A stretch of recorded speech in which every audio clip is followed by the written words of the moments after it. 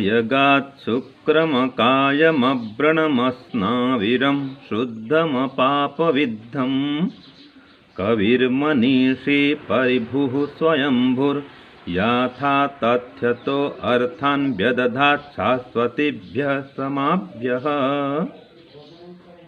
यह यजुर्वेद के 40वें अध्याय का 8वां मंत्र है। इस मंत्र में ईश्वर की स्तुति को बतलाया गया है। ईश्वर का स्वरूप भी है और उसकी स्तुति की गई है। स्तुति माने ईश्वर का गुणगान करना, ईश्वर के गुणों का गान करना, ईश्वर के गुणों का वर्णन करना।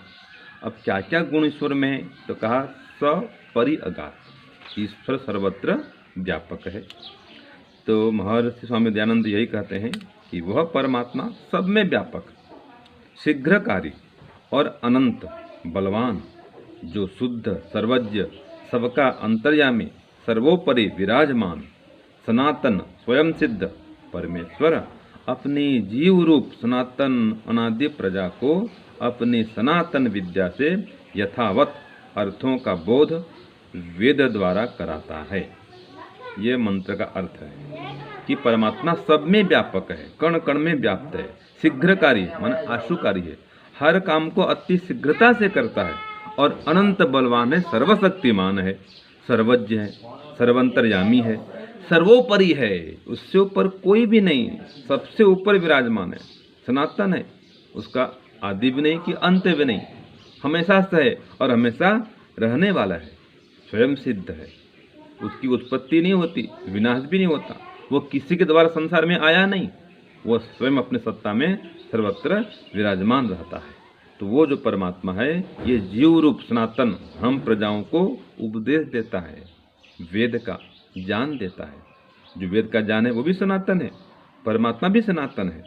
तो इस प्रकार से यथावत वो वेद के मंत्रों का अर्थ 4 ऋषियों को बोध कराता है सृष्टि के आरंभ में। तो वो परमात्मा इस प्रकार से कैसा है, अनंत गुणवान है, अनंत बलवान है, अनंत ज्ञानवान है। तो यह सगुण स्तुति है। तो स्वामी दयानंद आगे लिखते हैं, यह सगुण स्तुति अर्थात जिस जिस गुण से रहित परमेश्वर की स्तुति करना वह सगुण। अकाय अर्थात वह कभी शरीर धारण व जन्म नहीं लेता, जिसमें छिद्र नहीं होता, नाड़ी के आदि के बंधन में नहीं आता और कभी पाप आचरण नहीं करता, जिसमें क्लेश दुख अज्ञान कभी नहीं होता इत्यादि जिस जिस राग द्वेष आदि गुणों से पृथक मानकर पैर में परमेश्वर की स्तुति करना है वो निर्गुण स्तुति है। तब सगुण भी और निर्गुण भी दोनों स्तुति यहाँ बता दी गई। पहले क्या थी स्तुति, सगुण स्तुति थी, गुण सहित कथन था ईश्वर का। वो सनातन है, स्वयं सिद्ध है, सर्वोपरि है, अनंत बलवान है, ये सब सगुण स्तुति। निर्गुण में वो अजन्मा है, शरीर से रहित है, नस नाड़ी से युक्त नहीं होता, बंधन से युक्त नहीं होता, छिद्र युक्त नहीं है, पाप नहीं करता है, क्लेश युक्त नहीं होता, अज्ञान युक्त नहीं होता, अज्ञान से परे है, रहित है। ये सब क्या है, इन गुणों में निर्गुण स्तुति छिपी हुई है कि परमात्मा इन गुणों से रहित है, राग द्वेष से रहित है। आगे लिखते हैं कि इससे फल क्या होता है। तो इससे फल यह है कि जैसे परमेश्वर के गुण हैं वैसे अपने गुण कर्म स्वभाव अपने भी करना। जैसे वह न्यायकारी है तो आप भी न्यायकारी होवे, और जो केवल भांड के समान परमेश्वर के गुण कीर्तन करता जाता और अपने चरित्र नहीं सुधारता उसका स्तुति करना व्यर्थ है। तो स्तुति कब फलदायी होगी, जब जो जो स्तुति करते हैं, जो जो गुणगान करते हैं, जिन गुणों का बखान करते हैं परमात्मा का, उन गुणों को अपने अंदर धारण करना। जैसे परमात्मा न्यायकारी है तो हम भी न्यायकारी बने। परमात्मा आनंद का भंडार है, सबको देता है आनंद न्यायपूर्वक, तो हम भी सबको दे आनंद, अन्यायपूर्वक किसी को दुख न दे।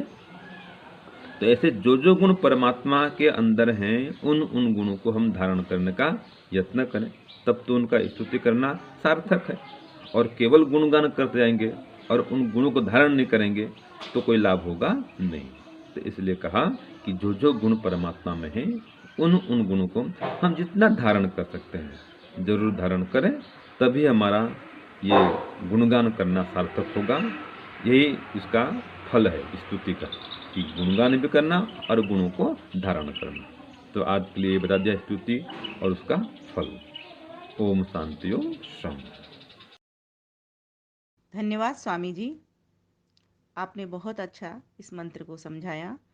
अब हम काव्य के द्वारा इसको समझने का प्रयास करेंगे। हमारी बात यहाँ तक हो गई थी कि जब सिद्धांती ने यह बता दिया कि स्तुति से ईश्वर में प्रीति होती है और उसके गुण कर्म स्वभाव से अपने गुण कर्म भी सुधरते हैं, और प्रार्थना से निर्भिमानता आती है, उत्साह और परमात्मा का सहाय मिलता है, और उपासना से उस परम ब्रह्म से मेल होता है, उसका साक्षात्कार होता है। तो फिर पूर्व पक्ष ने प्रश्न कर दिया कि इसको और अच्छे से समझाओ, खोल कर समझाओ, स्पष्ट करके समझाओ।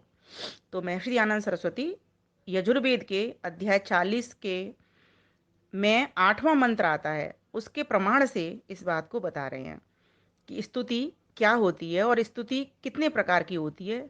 इसको इसमें कौन कौन से वो गुण होते हैं जो सगुण स्तुति के होते हैं परमात्मा के, और कौन कौन से गुण होते हैं जो कि निर्गुण स्तुति में कहे जाते हैं। तो इस प्रकार से अब सिद्धांती यजुर्वेद के मंत्र से बतला रहा है। तो आइए इसके काव्य भाव से समझते हैं। इसमें कहा, पहले मंत्र पढ़ लेते हैं। ओम सपर्यगात शुक्रम कायम अव्रणम स्नावरम शुद्धम पापविद्धम कविर्मनीषी परिभू स्वयंभू याथा तथ्यतो अर्थान व्यदधात शाश्वतीभ्यः समाभ्यः। और भी इसको स्पष्ट उच्चारण करेंगे आप सभी, मैं इसको खोल करके बोलती जाऊंगी। ओम सपरि आगात शुक्रम अकायम अव्रणम अस्नाविरम शुद्धम अपापविद्धम कविर्मनीषी परिभूः स्वयंभूः याथा तथ्यतो अर्थान व्यदधात शाश्वतीभ्यः समाभ्यः। इस तरह आप भी उच्चारण कर सकते हैं इसका। अब आइए सुनते हैं।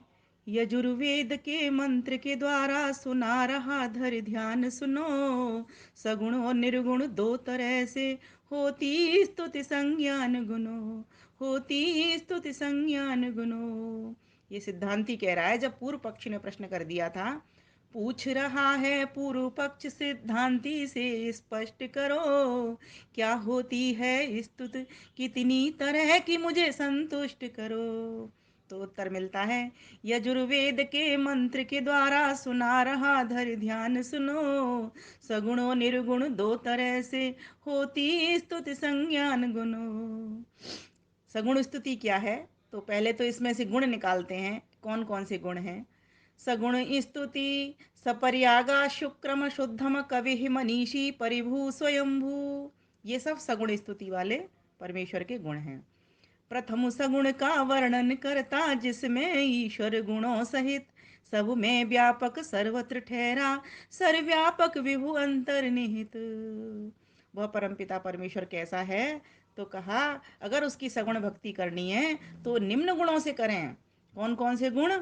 तो कहा सपर्यगात, वह सब जगह पर है, वह परमेश्वर सब में व्यापक है, सब जगह पहुंचा हुआ है, इस प्रकार से उसको जाने।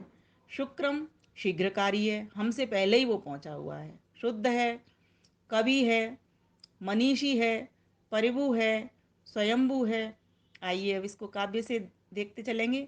पहुंचा हुआ प्रथम सबसे बलवान शीघ्रकारी शुक्रम, शुद्ध स्वरूप वह शक्तिमान सर्वज्ञ सगुण उसका रूपम, अंतर्यामी सर्वोपरि सब जीवों को जो ज्ञान कराए वही सनातन स्वयं सिद्ध, इस तरह सगुण स्तुति कहाए। तो इन गुणों से जब करते हैं तो ये सगुण स्तुति कही जाती है, क्योंकि इसमें परमेश्वर गुणों सहित है। अब गुणों से रहित कौन कौन सी बात उसके भीतर नहीं है, निर्गुण का मतलब कौन कौन सी बात उसके भीतर नहीं है, लेकिन उसकी सत्ता है। जहाँ सत्ता है, दोनों तरह से उसको कहेंगे, सगुण अर्थात गुणों सहित, निर्गुण अर्थात गुणों से पृथक, गुणों से रहित। तो कहा अकायम अव्रणम अस्नाविरम अपापविद्धम, ये जो गुण हैं वे उसके निर्गुण स्तुति वाले हैं। तो कहा कैसा है वो परमेश्वर? है तो सही वो, लेकिन कैसा है? उसका कोई शरीर नहीं है कायम, अब्रणम उसमें कोई छिद्र नहीं, अस्नावरम उसकी कोई नसनाड़ी नहीं, अपवा अपाप विद्दम उसको पाप नहीं बींध सकते, अर्थात कोई भी मल नहीं उसके भीतर होता, कोई न राग है, न द्वेष है, न कष्ट है, न क्लेश है, न दुख है, न अज्ञान है, वह इन सब से सर्वथा पृथक है। तो जहाँ पृथकता की बात आती है गुणों की, वो निर्गुण स्तुति कही जाती है। गुणों से पृथक मान कर उस प्रभु की जब स्तुति की जाती, वही स्तुति परम ब्रह्म की निर्गुण स्तुति कही जाती। नहीं शरीर धारण वह करता, नहीं छेदन भेदन होता, नस नाड़ी के बंधन में ना पाप से कभी वेद होता। जिसमें क्लेश न दुख अज्ञान है, जो राग द्वेषादि गुणों से पृथक, इस तरह जो परमेश्वर को भजता, निर्गुण स्तुति है सम्यक, निर्गुण स्तुति है सम्यक। इन स्तुतियों का फल यह हो, जैसे ईश्वर गुण कर्म स्वभाव, वैसे अपने भी कर लेना, जैसे वह न्यायकारी बने स्वभाव। जैसा वह न्यायकारी है वैसा ही हम अपना स्वभाव बना लेवे। इन स्तुतियों का फल यह होता है, इसीलिए ये स्तुतियाँ की जाती हैं। निर्गुण और सगुण दोनों ही स्तुति परमेश्वर की हमको करनी चाहिए, जिससे हमें शुद्ध ज्ञान बना रहे। अब अगर हम निर्गुण स्तुति करेंगे नहीं तो हम कैसा मान लेंगे परमेश्वर को? हम मान लेंगे उसको साकार, उसको आकार वाला समझ लेंगे, कि हम सोचेंगे कि चलो ये परमात्मा कोई आकार वाला होता है जो एक जगह पर ठहरा हुआ होता है, जबकि उसका तो कोई आकार नहीं होता। तो यह निर्गुण स्तुति है। इस बात को शुद्ध ज्ञान को रखना है कि वो परमेश्वर निराकार है, उसके उसका कोई आकार नहीं होता। आकार नहीं होता इसीलिए उसमें छेद नहीं होता। आकार वाली वस्तु में तो छेद होगा ना, जिसका आकार ही नहीं उसमें छेद कैसे होगा? दूसरी बात, अब्रणम वो अस्नाविरम उसकी कोई नसनाड़ी नहीं होती। जब आकार नहीं तो नसनाड़ियाँ किसकी होती हैं? हमारे शरीरों की होती हैं। सारे संसार की नसनाड़ियाँ, ये नदी पर्वत नाले ये सब नाड़ियाँ सारे संसार की हैं। तो ये किस में होती हैं? क्योंकि उनके आकार हैं। लेकिन परमात्मा तो निराकार सत्ता है, तो उसमें ये सब चीज़ें नहीं होती। ये निर्गुण स्तुति कही जाती है। इस ज्ञान को रखना भी बहुत जरूरी है। इसीलिए महर्षि दयानंद सरस्वती ने इस बात को स्पष्ट कर दिया, जो बहुत बड़े बड़े लोगों को, विद्वानों को भी नहीं पता होती, कि सगुण और निर्गुण स्तुति दो अलग अलग कैसे हैं। वो साकार और निराकार से इसको मतलब समझ लेते हैं। लेकिन हाँ, कहीं ना कहीं मूल तो वहीं पहुंचता है कि साकार स्तुति में ऐसा नहीं है, लेकिन निराकार ब्रह्म की सगुण स्तुति का मतलब साकार नहीं होता।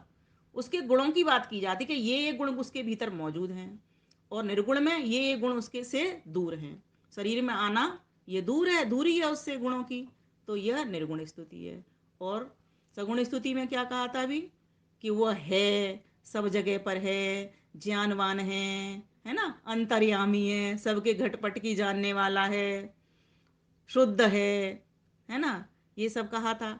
तो इस प्रकार के जो गुण हैं, शीघ्रकारी है, अनंत बलवान है ना, सबका ध्यान रखने वाला है, सबके कर्मों का फल देने वाला है, ये सब क्या है? ये सगुण स्तुति। और निर्गुण स्तुति में क्या था? कि जो उसके भीतर गुण नहीं है उन गुणों को कह करके उसको याद करना कि परमेश्वर ऐसा है। तो दोनों ही स्वरूपों की, दोनों ही गुणों की स्तुति करना बहुत आवश्यक है। सगुण स्तुति भी परमेश्वर की हम करें और निर्गुण स्तुति भी परमेश्वर की हम करें, जिससे शुद्ध ज्ञान से शुद्ध कर्म हो और शुद्ध कर्म से शुद्ध भक्ति भी परमेश्वर की हो जावे।